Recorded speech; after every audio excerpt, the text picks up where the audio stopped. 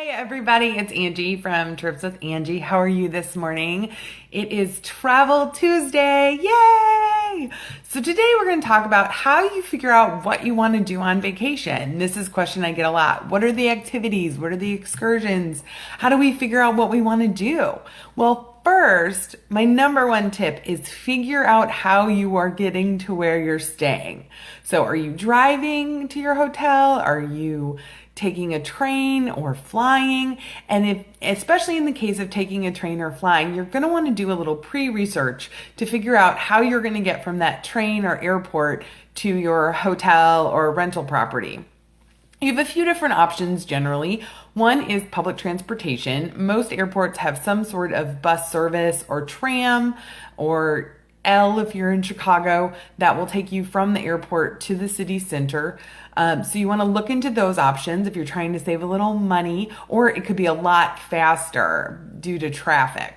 So for instance, getting from Chicago O'Hare all the way into downtown is much faster on the L sometimes than taking a taxi or private car service. So you definitely want to check out the public transportation options. The other option is a shared shuttle with other travelers. Some hotels offer them for free, so you want to check into that when you're looking into your hotel, or other options like Super Shuttle is a pretty common one across the US. It's a shared shuttle service that goes from the airport or train stations. The thing about that you have to keep in mind is that you're going to have multiple stops. So just keep that in your planning as you go throughout your day. The third option is private car, meaning you and your travel companions are the only people in that car. What falls into that categories are taxis, Ubers, Lyft, sedans, limos. So in the case of taxis, Ubers, and Lyfts, you can arrange those when you're at the airport. There's usually a cab line outside each airport, so you just get in line and grab a taxi to where you want to go. Just make sure you have the address of where you're going. Uber, you may want to double check to make sure that that airport is allowed to have Uber. So a lot of airports across the US are really restricting Uber drivers, especially here in Tampa. We had some issues with that. Or, private car service. When you come down the escalator into baggage claim and there's someone standing there with your name on a sign. That is something you want to arrange in advance. You can have a sedan service, or you can have a limo service, or even a larger bus if there's a lot of you traveling all together. So those are some options I work through with my clients to make sure that they are getting from the train station or the airport to where they're headed in the best way possible for their family, depending on their budget and their preferences. So now you're at your destination. What do you do? What's around? What's there to happen? So a couple of my go-to tricks for figuring out what to do in a new city. First of all, I look at the dates we're going in the city and I Google those dates, that city name, and fest or festival to see if there's any type of special event happening while we're going to be there, because I don't want to miss it. We've had this situation before. We show up in a city and there was a festival that we would have loved, but it's sold out by the time we get there. So as soon as I know we're going to a new city, I always Google the dates, the city, and fest. Another tip for US cities, especially big ones, is you want to do the date, the city, and marathon. Just double check there's not a marathon happening the week you're there, because that could really impact your travel plans as roads are closed and different routes could be a little problematic. The other thing I take a look at is sports teams. I love sports, so if you're a sports fan, it's always fun to see if there's a local sporting event you could go to. So for instance, when we went to Australia, we went to an Australian football game, which was really fun and gave us a great insight into how locals live, and we had a blast. So that was a really neat thing to do. So, check out the local sports team, see what's available for the time period that you're there.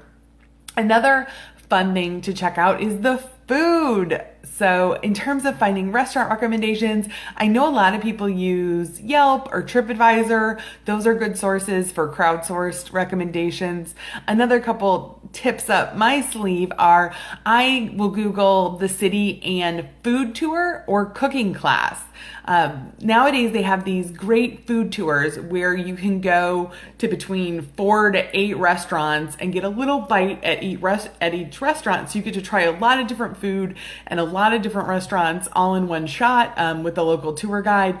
We have done that in Charleston and it was fantastic. We've done it in Savannah, we've done it in San Juan, and it was just terrific because you really got to see a large number of restaurants. And then, later that night or a couple days later, we went back to some of those restaurants because we liked them so much. So food tours is a great thing to look at, and cooking classes. When we were in Australia, we went to a cooking class at the market in Melbourne, and it was so much fun because it was all locals. We were the only tourists in the class. The chef was even impressed that we had signed up for a cooking class during our time there. So we really got a great conversation and a lot of great tips for what to see in the city and a real sense of the city by sharing a meal with the locals. So a cooking class is another great way to go if you really want to explore the food or learn a little bit more about the area. If you're looking for high-end restaurant recommendations, the James Beard Foundation in the US is a great resource. The James Beard Foundation nominates chefs and restaurants every year for being the best in the United States. And so you can go on their website, you can search the city that you're going to be going to and see who the nominees have been in the past and discover some great chefs and some great new restaurants. On the international scene, you can use the Michelin guide for that. The Michelin reviewers hand out stars based on how great the food is. These are going to be high-end restaurants, so they're going to be pricey, but worth it. So those are two great resources if you really want to get a more objective viewpoint rather than just relying on Yelp or TripAdvisor when you're trying to find great restaurant suggestions in a location. Now, what about high adventure? You love adventure. You want to get out there and zip line or snorkel, swim with sharks, all those kind of fun and exciting things. How do you figure out if you can do that at that location? One of the best resources I've found are the local tourist boards. So in a lot of destinations, like especially within the Caribbean, there are local tourist boards where you have websites, you can go, you can search, and they are a great overview for the different activities that are going to be available in that area. So for instance, did you know on a beach in Mexico, just south of Cancun, you can ride a camel and go on a camel safari? I didn't until I visited the Magic of Mexico website. So there's just a lot of fun and interesting things like that you can check out and to see the type of activities that are available there.